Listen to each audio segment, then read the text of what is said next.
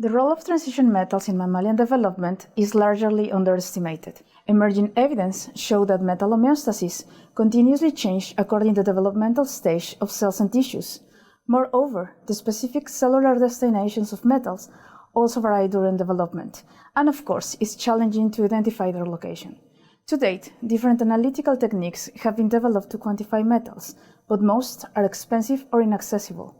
Intensive research is focused to improve metal determinations in a more accessible and efficient manner. Graphite furnace atomic absorbance spectroscopy, GFAAS, has two main advantages. It provides low limits of detection for zinc, allowing for accurate trace zinc analysis. It is also a technique that does not require high volumes of sample. Microliters of solution tend to be enough to carry out the analysis.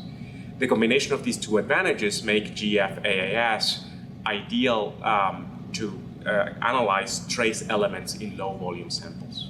Several human pathological conditions are related to metal misbalances.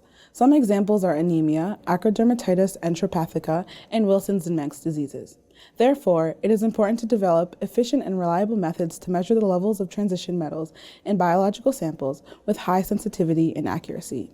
GFAAS is an excellent example on a technology that facilitates the determination of any given metal in normal physiological conditions and in pathogenic cases.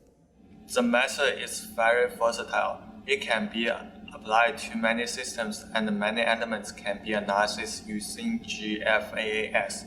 The challenges are to establish the method, limit of detection and nearreality, making sure that the samples fall within these limits, given the fact that the volume of samples is low.